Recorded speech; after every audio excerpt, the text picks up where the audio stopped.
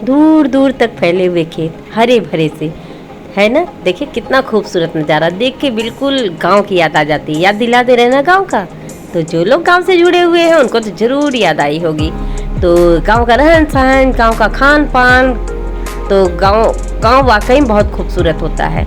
तो जो लोग रहते हैं गांव में वो नहीं समझ पाते हैं, लोग जो बाहरी दुनिया से आते हैं वो बहुत अच्छी तरीके से समझ जाते हैं। यहाँ का खान पान बहुत विशेष विशेष, अलग अलग मौसम पे अलग अलग विशेष विशेष चीज़ होती है। तो कुछ इस मौसम की खास रेसिपी हम शेयर करने जा रहे हैं। तूर दाल यानी अरहर दाल की रोटी, जो देसी है, बिल्कुल देसी दाल, देसी स्टाइल में। और मिक्स दाल, सनई का फूल का साग यानी कली, सनई का सब्जी बोलते हैं उसको, और करेमुआ का साग, इसकी थाली बनाने जा रहे हैं। तो ये है सनई का फूल, सनई की सब्जी, सनई का साग जो कहिए, इस तरीके से खेत से आते हैं, इस तरीके से फूल होते हैं पीले पीले से, देखिए इस तरीके से। और एक कली होती है, कली के रूप में ही आते हैं, और इसको तोड़ के साफ कर दिया जाता है, इसकी सब्जी बनाई जाती है। और ये है करेमुआ का साग, ये तालाब में होते हैं, खासतौर इसी मौसम में मिलते हैं, सावन और भादों में।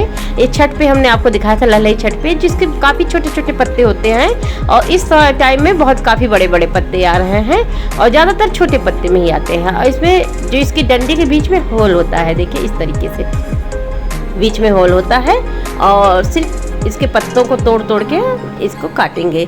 तो चलिए सबसे पहले धुल लेते हैं, साफ कर लेते हैं इसको, तब इसकी रेसिपी शेयर करते हैं, बनाते हैं कुछ यमी सी मस्त सी, जो गांव से भी, खास तौर से गांव की ही है, लेकिन जो लोकल लोग और जो लोग खा चुके हैं दादी और नानी के ज़माने में, वो लोग आज भी इसका स्वाद पाना चाहते हैं। तो ये है सनई की कली जो हम दिखा रहे थे, इसको हम तोड़ के साफ करके धुल करके इस तरीके से जाली वाले बर्तन में रख दिए हैं, जिससे पानी इसका पूरी तरह निथर चुका है। करेमुआ का साग काट लिया है हम, अच्छी तरीके से उसको धुल चुके हैं, लेकिन फिर से एक बार धुलेंगे। और ये बिल्कुल साफ सनई वाला, इसको साग बोलते हैं हम लोग यहाँ पे लोकल भाषा में, सनई का साग, वैसे बनती है इसकी सब्जी। तो चलिए ये करेमुआ है, इसको धुल लेते हैं, साफ़ कर लेते हैं।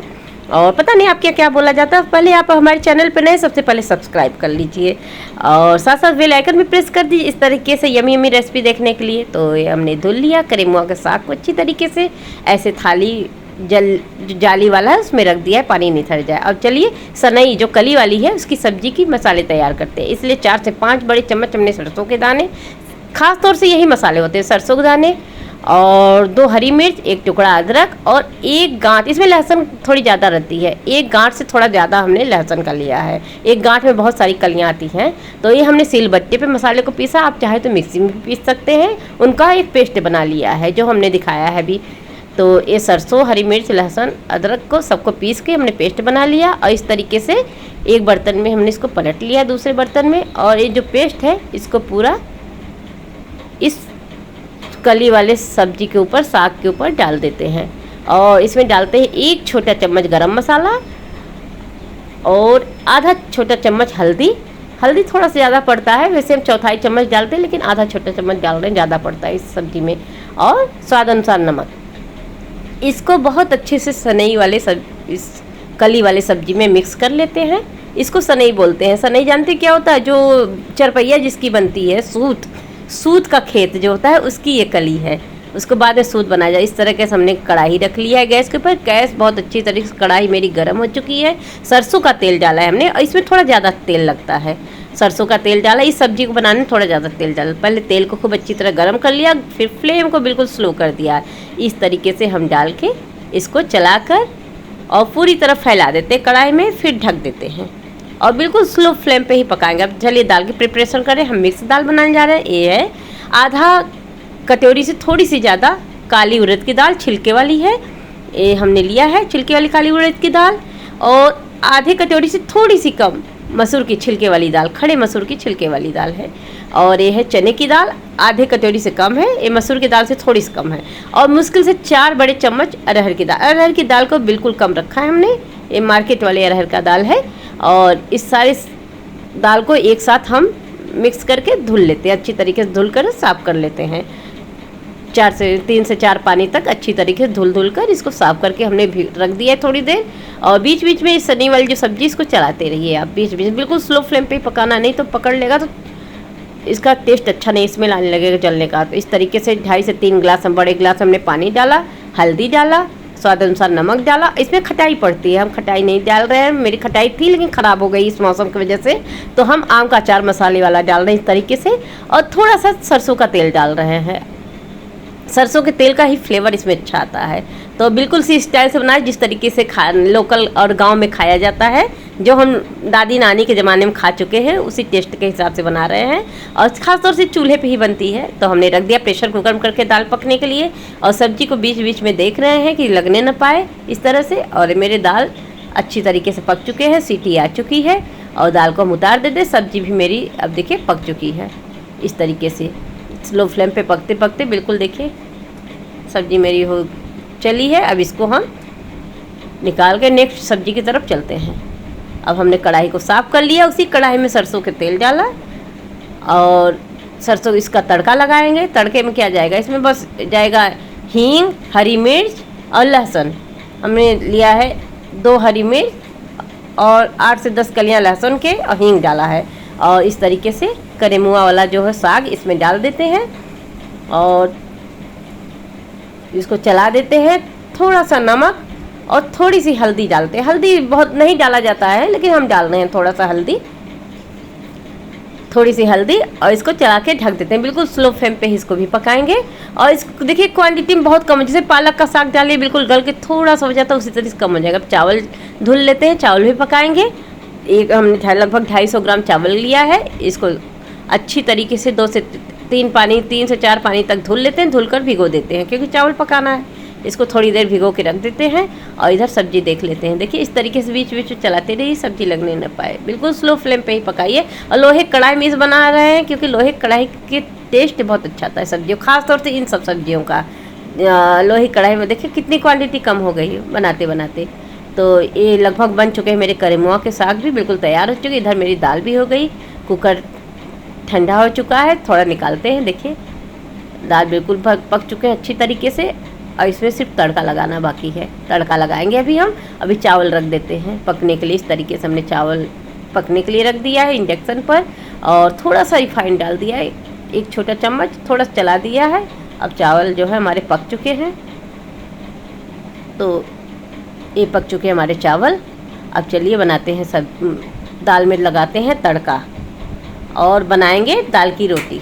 दाल यानी तूर दाल। तूर दाल जानते कैसे बनती है? ये देसी दाल है, घर वाली जो दाल होती है वो दाल है। उस दाल को जब हम चक्की घर की चक्की जो होती है जिसमें दाल को दर के निकाला जाता है, उसके छिलके वाली दाल को, तो घर पे पहले बनाया जाता था। उसमें इस छोटे छोटे कड़ दलिया के जो टाइप के होते थे उसको चाल के या फटक के निकाल दिया जाता था।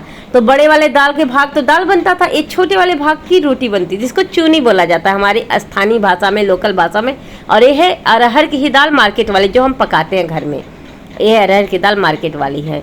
तो यही दाल है लेकिन वो देसी है, घर की दाल है ये। देखिए इसमें कोई आर्टिफिशियल कलर नहीं है, कुछ नहीं है। देखिए बिल्कुल घर की दाल है। तो इसको हमने अच्छी तरीके से देखिए इस अरहर के दाल के 2 कटोरी लिया है हमने, लगभग 2 कटोरी या 2 कप। इसको अच्छी तरीके से धुल लेंगे 4 से 5 पानी तक। इसको हमने मिक्सी में ग्राइंड करके निकाला है। मिक्सी में थोड़ा थोड़ा सा ग्राइंड करके, और उसको जो है पहले पतली चलनी से चाला, जो पाउडर फॉर्म में निकल गया, तब ये जो झरना वाली जो जाली वाली थाली आती है उससे चाल के ये निकाला है दलिया स्टाइल से। देखिए ये बन गई चूनी। इसको भिगो के हम धुल के थोड़ी देर भिगो के रख देते हैं, लगभग आधा से 1 घंटा तक, क्योंकि थोड़े नरम हो जाए, दाल फूल जाए अच्छी तरीके से, तब इसकी रोटियां बनाएंगे। तो ये हमने रख दिया। अब लगाते हैं तड़का दाल का। दाल का तड़का हम सरसों के तेल में, इसमें घी वगैरह कुछ नहीं डालेंगे, सरसों के तेल में। इसका फ्लेवर अच्छा सरसों के तेल से ही आता है। सरसों का तेल डाला, गर्म हो जाने पे हींग डाला, और उसके बाद डालेंगे हम खड़ी हरी मिर्च। इस तरीके से 2 हरी मिर्च काट के डाल दिए हैं, थोड़ा सा लहसुन काट के डाल दिए टुकड़े इस तरीके से। ये बहुत अच्छा सा फ्लेवर ले आता है दाल में, इस दाल में, ख़ास तौर से इस दाल में। तो ये हमारा तड़का गया दाल के अंदर, बहुत टेस्टी यमी दाल मेरा रेडी हो गया, बिल्कुल देसी वाला। और ये देखिए दाल फूल चुके हैं, क्वांटिटी में लगभग दुगने हो चुके हैं जितना हम ले गए थे, दिख रहे हैं। तो अब चलिए इसको रोटियों की तैयारी करते हैं। रोटियों के लिए आटा बनाते हैं इस दाल का। तो चलिए बनाते हैं आटा। थाली में हम डाल लेते हैं, दाल को ले लेते हैं पहले भीगे हुए जो हमने फुलाए हुए थे। इसको चूनी बोलते हैं, आप चूनी कहेंगे तो लोग समझ जाएंगे। चूनी निकाल लेते हैं इसको। और दाल अभी थोड़ा सा हम डाल दिए, फिर ऊपर से डालेंगे थोड़ा और दाल बाद में। और इसमें हम आटा की क्वांटिटी ज़्यादा रखे हैं, 1 कटोरी, बस आटा की क्वांटिटी बहुत थोड़ी रहेगी जिससे बॉन्ड अच्छा सा बॉन्डिंग उसकी हो जाए। और ये अजवाइन डाला लगभग 1.5 से 2 चम्मच। और ये डाला हमने जीरा, कटी हुई हरी मिर्च, बहुत बारीक कटा हुआ लहसुन हमने घिसा है कद्दूकस से, और कद्दूकस से घिसा हुआ है। ये बहुत बारीक कटा हुआ प्याज है, आप चाहे तो चॉपर में कट कर सकते, मैंने हाथ से कटा लेकिन बहुत बारीक होना चाहिए। प्याज कटा हुआ और नमक, और ये जो निकला हुआ था नहीं बता रहे थे पाउडर अरहर की दाल की, उसको भी हमने डाल दिया है। और इसको अच्छे से मिक्स कर लेंगे। पानी की ज़रूरत पड़ेगी थोड़ी सी, बहुत ज़्यादा पानी की ज़रूरत नहीं पड़ेगी, थोड़े थोड़े से, क्योंकि पानी काफ़ी रहता है, दाल जब भीगा रहता है उसके अंदर पानी की मात्रा बहुत ज़्यादा रहती है, इसलिए। और इसीलिए हमने दाल निकाल लिया बाद में डाल के, और इस तरीके से हमने आटा तैयार कर लिया। जो भीगा हुआ दाल था उसको भी डाल दिया था, और पाउडर वाला जो दाल निकला था उसको भी डाल दिया था। देखिए मेरा परफेक्ट आटा बिल्कुल रेडी हो चुका। थोड़ी देर, आधा घंटे के लगभग इस आटे को रख देंगे। अब चलिए हम रख देंगे गैस के ऊपर तवा, और तवा मेरा गर्म हो चुका है। और इसकी रोटियां चूल्हे पे बनती थी, हाथ से बनाई जाती, क्यों गीला होता था, इसलिए हमने थोड़ा सा ज़्यादा आटा लिया है कि थोड़ा सा ये आटे फॉर्म में आ जाए तो हम चकले पे बेल सके। अब गैस पे बनाना, चकले पे बनाएंगे इसको। और चूल्हे की रोटी है तो क्या क्या, और बहुत मोटी मोटी, काफ़ी बड़ी बड़ी रोटियां बनती थी। और आपको ये हमारी मोटी लगती होगी, लेकिन ये समझिए उस रोटी के हिसाब से चौथाई है जिस हिसाब से वो रोटियां बनती थी। दादी नानी लोग जो बनाती थी, या मेरी मम्मी वगैरह जो बनाती है वो भी काफ़ी मोटी मोटी, आज भी चूल्हा जलाती हैं। इस रोटी खाने के स्पेशली चूल्हा या अंगीठी पे जला बनाया जाता है। इस तरीके से रोटियों को पेड़े बना के थोड़ा मोटे मोटे इसको बेल लेंगे इस तरह से। अब तवा बहुत अच्छी तरीके से गर्म हो चुका है, उस पर डालते हैं रोटियाँ। तो ये गई मेरी रोटी, और थोड़ी देर पड़ा रहने देंगे। जैसे गेहूं के रोटी को तुरंत पलट देते हैं, थोड़ा सा वेट करिए, और उसके बाद इस तरीके से थोड़ी देर बाद पलट दीजिए, थोड़ा सा पक जाए, कड़ा हो जाए, और घुमा फिरा के अच्छी तरीके से देखिए इस लेवल तक जब हो जाए रोटियों को पीछे से, देखिए इस लेवल तक। तो आप चाहे जाली रख सकते, हमने जाली नहीं रखा है। और इसी गैस के चूल्हे के ऊपर डायरेक्ट हमने स्लो फ्लेम करके सेका है रोटियों को। देखिए इस तरीके से बिल्कुल स्लो फ्लेम पे धीरे धीरे रोटियों को सेकेंगे, तो जलने न पाए रोटियां, बस सीख जाए अच्छी तरीके से। आप चाहे तो जाली भी रख के सेक सकते हैं। तो इस तरीके से हम सेक लेते हैं। और इसी तरीके से पराठा भी बनता है सेम। और ये देखिए बहुत परफेक्ट, बहुत अच्छे से मेरी रोटियां बन चुकी गैस के ऊपर। और ये देखिए जितनी भी रोटियां हैं, जितना भी बनाना चाहें इस तरीके से सेक सेक के आप बना सकते हैं। हमने थोड़ा सा इसीलिए थोड़ा सा बढ़ा दिया इसको कि अच्छी तरीके से किस तरीके से रोटियां, आटे की क्वांटिटी इसलिए ज़्यादा रखे थे, थोड़ी सी बॉन्डिंग इसकी अच्छे से, क्योंकि बेलना था हमको चकले पे।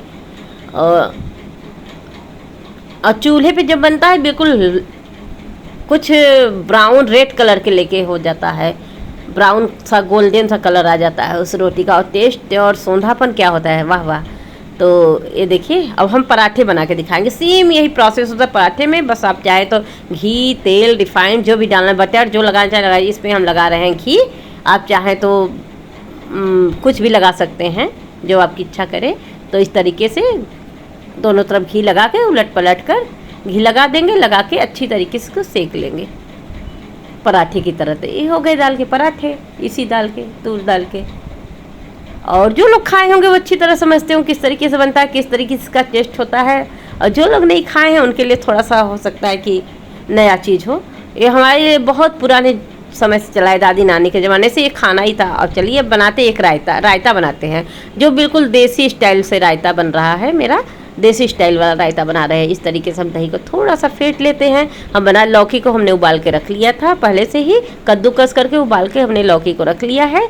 अब इसमें डालते हैं भुना जीरा 1 छोटा चम्मच, और लगभग 1.5 से 2 कप दही है, और काला नमक स्वाद अनुसार, और थोड़ा सा चाट मसाला मिक्स कर रहे हैं। वैसे बहुत लोग नहीं डालते हैं, हम मिक्स कर रहे हैं। और थोड़ी सी मिर्ची ज़रूर डालते हैं रायते में यहाँ पे। इसको अच्छी तरीके से मिक्स कर लेते हैं और इसका तड़का लगाते हैं। तड़का भी लगता है, बहुत लोग लगाते हैं। अब हींग डाल रहे हैं, थोड़े से राई के दाने डाल रहे हैं, 1 हरी मिर्च, वैसे लाल मिर्च जाती है, मैं 1 हरी मिर्च डाल रही हूँ। थोड़ा सा तीखापन आना चाहिए ना, इतना यमी टेस्ट हो जाए, टेस्टी हो जाता है ये रायता। और तो ये डाला हमने, उबला हुआ लौकी लिया है और इसको डाल देंगे इस दही के अंदर, और बहुत अच्छे से मिक्स कर देंगे। बस तैयार हो गए मेरे घिया के रायते, लौकी के रायते, है ना टेस्टी यमी। तो चलिए अब इसकी थाली बना लेते हैं। परफेक्ट थाली मेरी जाएगी, देसी स्टाइल वाली बिल्कुल। ये गए मेरे मिक्स दाल, और उसके करेमुआ के साग, सनई के साग, इसको साग ही बोलते हैं यहाँ के भाषा में, और दही के रायते लौकी वाले, चावल में हमने थोड़ा सा धनिया डाल दिया, कटे हुए टमाटर थोड़े से रख दिए, और एक हरी मिर्च बिना तो भारतीय खाना पूरा ही नहीं होता है। हमारी यूपी का खाना तो हरी मिर्च भी जाएगा। क्यों, अच्छी लगी? कैसी लगी मेरी ये देसी थाली? आई होप कि आपको जरूर पसंद आई होगी। अगर पसंद आए तो लाइक और शेयर भी कर दीजिए, और साथ साथ बेल आइकन प्रेस कर दीजिए, और अच्छी लगी बनाइएगा जरूर। अच्छी लगेगी तो कमेंट करके जरूर बताइएगा। फिर मिलते हैं एक नए वीडियो में, तब तक के लिए बाय बाय। अपना बेहद ध्यान रखें।